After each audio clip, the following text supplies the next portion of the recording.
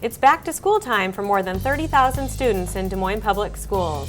Along with the new school year, there are a lot of exciting happenings in the district, including new principals and staff, new initiatives, and new and improved buildings. We'll talk to Superintendent Nancy Sebring about the upcoming school year next on Classroom Connections.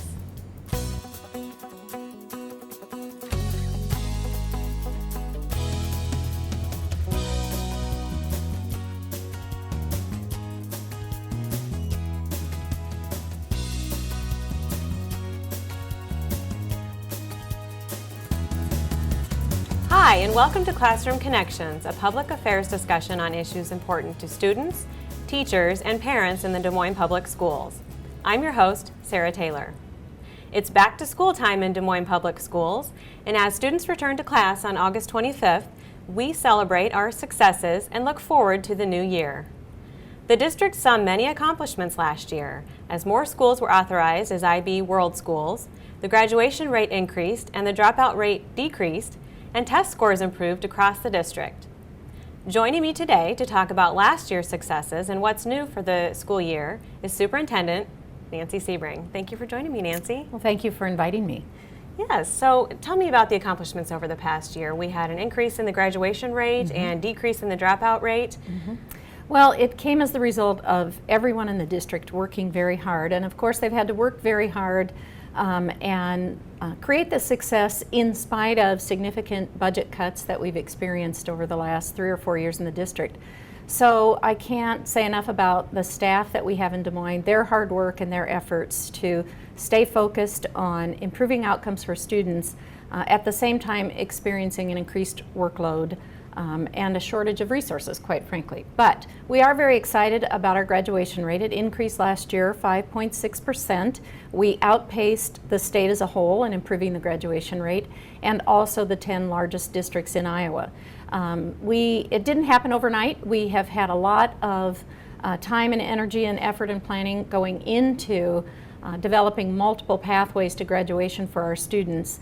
That came about as a result of citywide and community-wide collaboration with other educators, also other nonprofits in the city, business leaders, and government employees, anywhere from city government to county government. So we were excited to see that effort really pay off because we had laid a lot of groundwork for that to happen. Our dropout rate has decreased, and I want to especially thank United Way for their support of our dropout prevention efforts and their participation in sponsoring the Dropout Walk, where we go out into the streets of Des Moines and retrieve students who have dropped out of school who may not realize that they can come back to school and that we have a place and a program for them. So it's very exciting what's happening. Our achievement has gone up across the board to the highest levels it's been in terms of 4th grade proficiency in reading and math for 10 years. We are not, however, where we want to be or need to be. We're still looking at that target of 80% proficiency for all students in all subgroups. So we're making progress toward that goal, but we're not there yet. Okay, and also the professional development plan that was implemented last year will continue this year. Right. And teachers have every Wednesday afternoon for professional development. So how has that plan been working? The plan's been working very well, and I would say there's a direct line between the work that teachers are doing in professional development to the improved outcomes across the district. One of the things that we know about teaching today that we didn't really apply in the past is that we have more information at our fingertips to make instructional decisions. But what is important is that teachers get the opportunity to work with one another, to examine their data, to identify students who need extra support, and to continue to rigorously monitor the achievement of students over the course of the year instead of just waiting till the end of a semester or end of a school year to make a decision about whether those students succeeded or not. That collaboration time is critical, and we have had to help our teachers learn to collaborate with one another, to focus on quality instructional strategies and practices, to examine data and make meaning from that, and then to turn that into an action plan for students that is adaptable to changing conditions over time. So we realize that's a huge sacrifice on the part of our community to allow us to have that time with teachers on Wednesday, but it has been critical toward our success. So let's talk about the new things that are happening this year, the school renovations at several buildings. What has taken place over the summer? Well, it's very exciting. We have been working on approximately $56 million worth of projects around the district.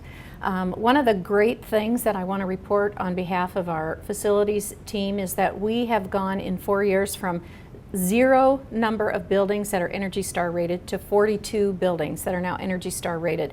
We literally lead the nation in terms of school districts that have applied energy saving strategies all throughout our facilities, and that savings is directly transferable to being able to hire more teachers in the classroom and try to battle the impact of budget cuts over the previous years.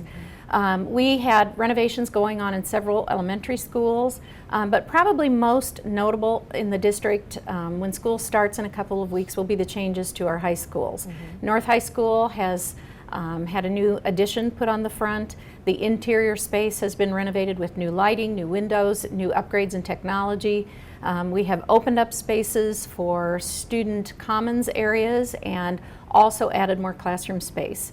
At Hoover High School, we added a fabulous new learning center, as it is referred to by the staff there, a library and technology center that can house a huge number of students at any given time, and it can be used around the clock for professional development, for evening meetings by community people, and it is beautiful and it functions very well. In addition, Hoover has also seen upgrades to window replacement, technology upgrades, a relocation of the office area closer to the main door to better facilitate communication between community members and administrators in the building. Before, it was actually pretty hard to find the administrators' offices in that building.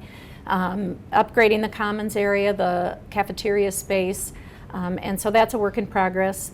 Roosevelt probably is our largest project that we have ever done in terms of the many renovations that have occurred.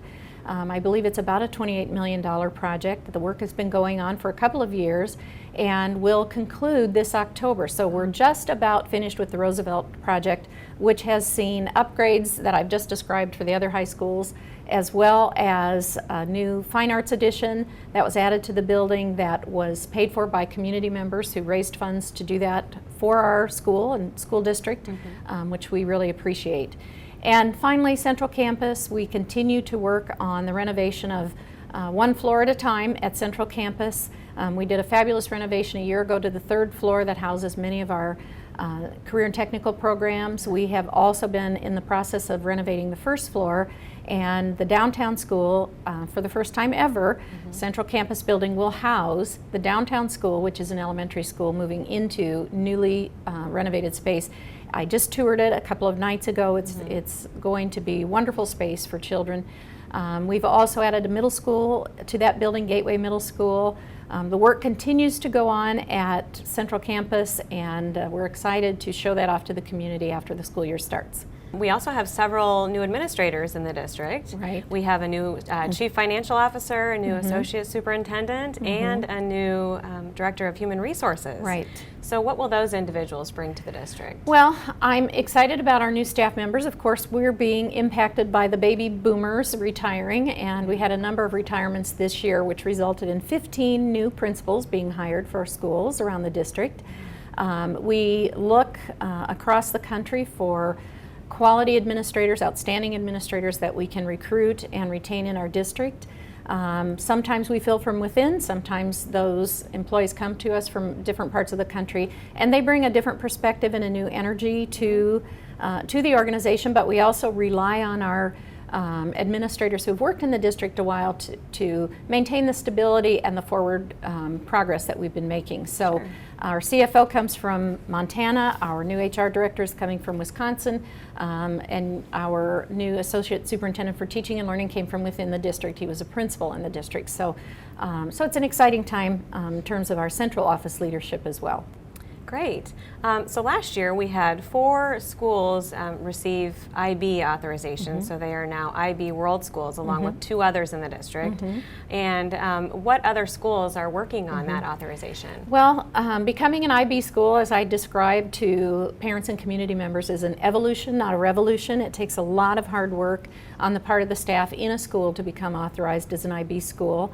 Walnut Street School, the elementary school in the downtown area, is becoming IB authorized.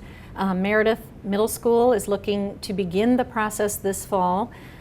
We also have seen some progress in the schools that were in the works of becoming IB authorized, including Stowe Elementary, Merrill Middle School, and there's probably others I'm forgetting right now. Okay. Well, is there anything else that was implemented in the past year that you would like to mention that we haven't talked about? Sure. We are always adding and revising curriculum.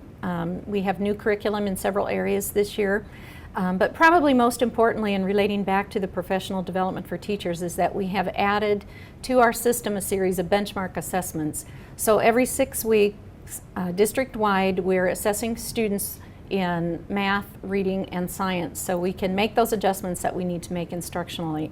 And our teachers piloted those last year, and then teacher teams worked together to revise those assessments and begin the plan to implement revised assessments this year. So we had a lot of teachers working very hard in the spring and summer to get that effort launched. We also had a number of teachers experiencing other professional development activities throughout the summer, some just amazing opportunities that our teachers take advantage of.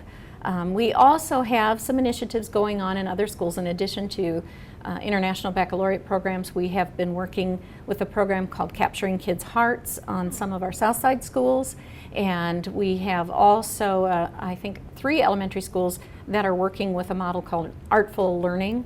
And they're all very exciting initiatives for our schools to undertake. It's energized our staff to look at doing things in a new way, in a different way that perhaps we hadn't thought about before. And we continue to seek ways to be effective with a population of students that is very mobile, that faces certain challenges in their home life in terms of poverty or language skills. We have families, as you know, that come to us from all over the world as refugees. So when they come to school, we want to be effective in teaching them and educating them, but we also want to create spaces, environments, and a classroom culture that is healthy and positive and sets a great model for what schooling and education in Iowa and in Des Moines Public Schools can be and should be. So we're very excited about the coming year. Sounds like it'll be a great year. It will. Nancy Sebring, Superintendent of Des Moines Public Schools, thanks for joining me. Thank you. And thank you for joining us. Don't forget, this and all other Classroom Connections episodes are available on our website. For Classroom Connections, I'm Sarah Taylor. Thanks for watching.